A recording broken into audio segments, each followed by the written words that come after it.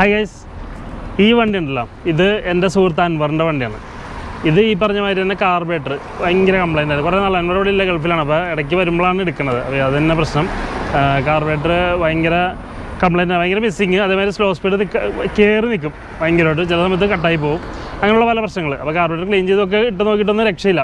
അപ്പോൾ ഞാൻ നേരത്തെ പറഞ്ഞ മാതിരി തന്നെ പൾസർ 190യുടെ കാർബറേറ്റർ മേടിച്ച് കയറ്റി. ഇപ്പോൾ അല്ല പഴംമാരി ആക്സിഡൻ്റൊക്കെ ഉണ്ടാകും, പുഷ്പമാരി, അതേമാതിരി നല്ല പെർഫോമൻസും. അപ്പോൾ ഇതിൻ്റെ മെയിൻ പ്രോബ്ലം എന്ന് വെച്ച് കഴിഞ്ഞാൽ പറയാമെന്ന് വേറെന്നാണ്, E20 പെട്രോളാണ് ഇപ്പോൾ നമ്മളുടെ ഇവിടെയൊക്കെ പമ്പുകളിൽ കിട്ടുന്നത്. നമ്മുടെ ഇന്ത്യയിൽ വരുന്ന പെട്രോൾ E20 പെട്രോളാണ്. അതായത് എത്തനോൾ 20% എത്തനോളും ബാക്കി 80% പെട്രോളുള്ളത്. അപ്പോൾ അതുകൊണ്ട് തന്നെയാണ് അത് അതായത് 2003 മുമ്പുള്ള വണ്ടികൾക്ക് ശരിക്കും പറഞ്ഞിട്ടുണ്ടെങ്കിൽ അത് അനുയോജ്യമല്ല. അപ്പോൾ 2003 ശേഷമുള്ള വണ്ടികൾക്ക് അതിന് അനുസരിച്ചുള്ള രീതിയിലാണ് ഇറങ്ങുന്നത്.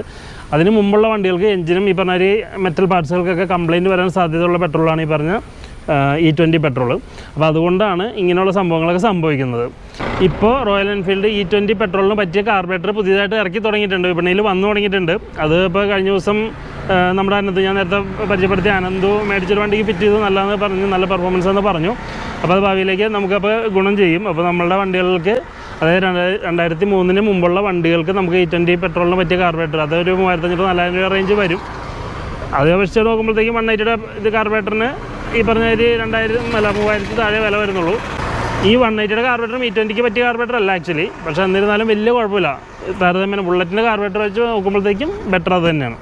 E20 പെട്രോൾ നമ്മളുടെ ഗവൺമെൻറ് പ്രൊമോട്ട് ചെയ്യേണ്ട കാരണം എന്താ വെച്ചിട്ടുണ്ടെങ്കിൽ, ഒന്നാമത് പെട്രോളിൻ്റെ വില കുറയ്ക്കുക എന്നുള്ളൊരു സംഭവം ഉണ്ട്. അത് മെയിനായിട്ട്. അത് കൂടാണ്ട് കാർബണിൻ്റെ അളവ് കുറയ്ക്കുക. കാർബണിൻ്റെ അളവ് ഇത്തിരി കുറയും മറ്റേ എത്തനോൾ ചേർക്കുമ്പോഴത്തേക്ക് എന്നുള്ളതാണ് പറയുന്നത്. അതുകൂടാണ്ട് ക്രൂഡ് ഓയിലിൻ്റെ ഇറക്കുമതി കുറയ്ക്കാനും, അപ്പോൾ തീരുവ കുറയ്ക്കുക, അപ്പോൾ പെട്രോളിൻ്റെ വില കുറയ്ക്കുക എന്നുള്ള സംഭവം. അതുകൊണ്ടാണ് മെയിനായിട്ട് ഈ പറഞ്ഞ സംഭവം. അതായത് E20 പെട്രോൾ കൂടുതൽ നമ്മളുടെ ഇതിൽ വരുന്നത്. അപ്പോൾ നമുക്ക് സ്പീഡ് പെട്രോളൊക്കെ അടിക്കണമെങ്കിൽ എത്തനോളൊക്കെ ഇത്തിരി കുറവായിരിക്കും. അപ്പോൾ അതുകൊണ്ട് ഇത്തിരി സ്പീഡ്, ഇപ്പോൾ ഞാൻ കഴിഞ്ഞ ദിവസങ്ങളിലൊക്കെ സ്പീഡ് പെട്രോൾ അടിച്ച് നോക്കുമ്പോഴത്തേക്ക് കുറച്ച് വ്യത്യാസം കാണിക്കുന്നുണ്ട്. നമുക്ക് മറ്റ് പെട്രോൾ അടിക്കുന്നതിനേക്കാളും നല്ലൊരു വ്യത്യാസം നമുക്ക് ഫീൽ ചെയ്യുന്നുണ്ട്. അതിൻ്റെ ഒരു വീഡിയോ ഞാൻ വേറെ കാണിച്ചു തരാം. കാരണം എനിക്ക് വന്നൊരു എക്സ്പീരിയൻസ് ഉണ്ട് സ്പീഡ് പെട്രോൾ അടിച്ചുകൊണ്ടുള്ളൊരു ഗുണം. അത് ഞാൻ അടുത്ത വീഡിയോയിൽ പറയാം. അപ്പോൾ ഇന്നത്തെ വീഡിയോ ഇത്രയുള്ളൂ ഗൈസ്. നമുക്ക് അടുത്ത വീഡിയോ കാണാം. ബൈ.